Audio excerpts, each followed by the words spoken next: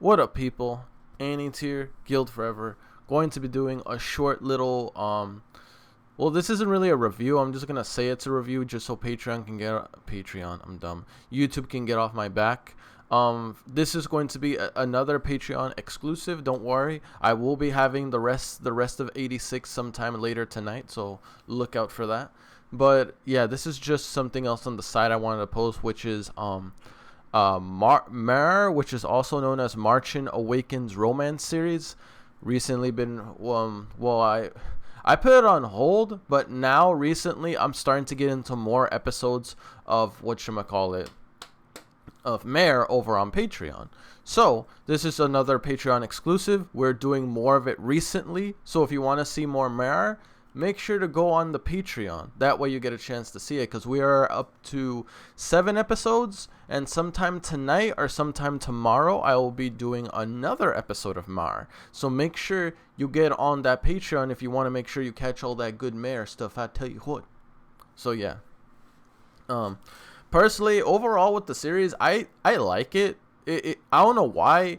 Me personally, I don't know if anyone else feels the same. For those that have watched Mare, it gives me fairy tale vibes. I'm not even gonna hold you. Like it really reminds me of the series Fairy Tail, at least during its early to mid series. It hasn't gotten into that serious level yet of the story, which I'm sure it will get to at some point. But yeah, it doesn't feel that serious. It feels very adventurous, nonchalant. I mean, we did kind of get a sense of seriousness toward the last episode, which is episode 7, when Ginta finally fought one of his first chess pieces. He didn't exactly win, but he did get a good hit in, and I'm proud of him for that. Because me personally, I did not think he was gonna win against the chess piece just like that. No, there's no way he's gonna win. But he did leave a good impression, which is good. That I will admit, in a sense, that I'm proud of him. I'm glad to see how far he's come as a character. So far. Obviously, he still has a lot to learn. For example, unlocking the separate transformation forms of Bobo. He hasn't gotten there yet, but I'm sure that over the course of the series, he will get to that point. I'm just wondering, what else is he going to be showing for us over the course of the next few episodes?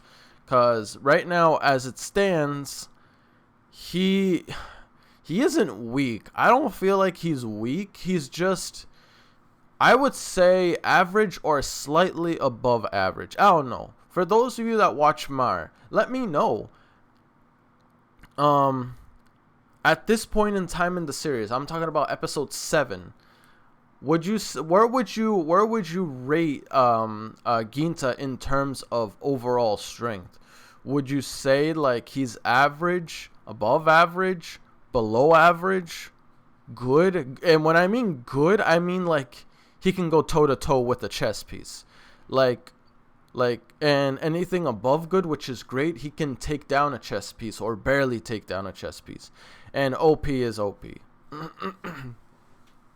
But yeah, me personally, I don't think Ginta is there yet. He's close. Well, I wouldn't say even close. I'd say he scratched the surface of what he's truly capable of. But I am looking forward to seeing how much it grows, as well as seeing more of the mystery of that guy. Damn, I forgot his name, but basically the Sasuke lookalike. His voice actor is even the dub voice of Sasuke. Forgot his name though. But yeah, that guy. He's kind of a shroud in mystery. We also got to learn a bit about a new character that was introduced. He was first a dog. Now I see why he was trying to get himself unconscious the whole time. Because when he's unconscious, he pretty much brings out a beast. Not literally, but like how strong the person is. I'm like, dang. So that's what you've been hiding the whole time? Well, damn. You should have brought that out a while. Well, then again, he has to be unconscious, so it's not his fault. But yeah, it was still fun to see. I look forward to what else Mare has in store in terms of... Because there's a lot of mystery shrouding the series, which honestly makes me very curious. Especially that one girl, I forgot her name, but she looks just like the childhood friend of Ginta. I thought that was legitimately her, I thought that was her, except she like somehow came to this world later, and the moment she saw Ginta, I thought she was gonna recognize him and be like, hey, what up, Gita? And he'd be like, how the hell did you get here? Well, I came through what you went through, or some crap like that. But no, she does not recognize Ginta, nor does she know Ginta. And then I noticed one thing. I thought maybe she had amnesia. Like maybe she did come to this world, but then she had amnesia for some strange reason. Like something happened to her to give her amnesia. But then she knew everyone else besides Ginta. Like she knew about Ed. She knew about Ed's true form. Forgot the old guy's name, but she knew about him. And I'm guessing he's been around for a long, long time. So meaning this is probably like the version of his childhood friend taking form into this world. That's my guess. I'm not 100% certain on that, but we'll see. My first initial theory could still be correct. She could just be a freaking, what's it called? She could end up just being like her. It's just she has amnesia.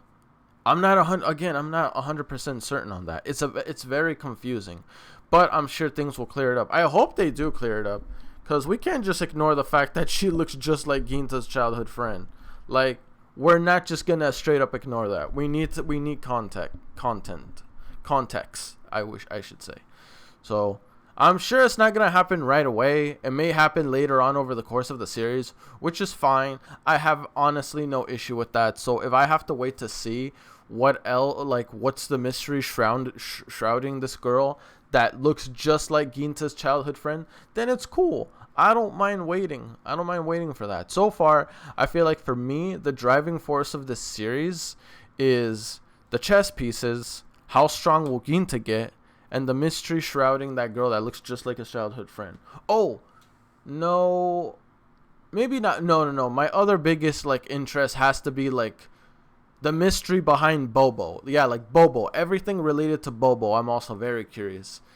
That might be my second most intriguing thing. My number one thing is the chess pieces. Second would be Bobo's past. And then third, how strong is Ginta going to be? That's how I would say my interests correlate when it comes to this series. Now, am I absolutely in love with Mar? As of this point, I'm not super in love with it. But I can say I've grown an interest to it. It does pique my interest, especially when it gives me the feels of Fairy Tail. That's brownie points on the series itself. So, yeah, now it's just a matter of time of how is the story going to progress over the course of the upcoming episodes. But don't you worry. We're going to be putting out more Mar content at least 2 to 3 times a week, give or take. So 2 or 3 times in 1 week, we will have something related to Mar every week. Every week, at least 2 to 3 episodes. I can promise that at most. So if you want to make sure you get back on that Mar, better make sure you get on that Patreon, because we are going to be having a lot of it. Because I will admit, there's a bunch of series I want to get on track of. I will say one last food for thought before I end off this video. Well, not food for thought, but kind of I guess a feedback, if you will. What would you guys like to see on Patreon?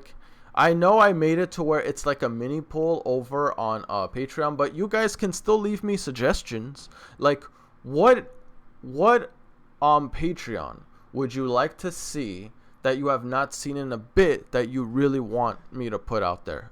Because I'm going back tomorrow, which is fine. I'm more than likely going to do probably just 2 episodes a week, which is still fine because it's still consistent every week. So if there's anything else you want to see on Patreon that you feel like you haven't seen in a while, go on there and check it out. Let me know in the comment section down below, and I'd be more than happy to answer your questions. But other than that, guys, that pretty much covers it. Right now, currently, at the moment, I'm trying to gather enough funds from Patreon in order to get myself a better camera. And I'm not just saying a random run-of-the-mill. No, I'm talking about a good high-def camera. Especially since this monitor right here, It's a 5K monitor. So because it's a 5K monitor, I can take advantage and get a 4K camera. So that's what I'm trying to do. So that's what I'm trying to gather the funds for on Patreon right now. I'm about like slightly over half on the way there. Just need a few more funds. But yeah, it's okay though. I'd appreciate though any and all help which would literally benefit to more equipments for the channel. Because honestly, thanks to the funds, we were able to get quite a bit of. We're probably good enough equipment right here, especially like getting this awesome mic stand, and now the shit's in my way. There we go. So yeah, like this. I'm still trying to get more equipment out there though, so I can give you guys overall the best quality in all my videos. So yeah, anyway, that's it from me, guys. Don't forget to answer the question up right here at the corner.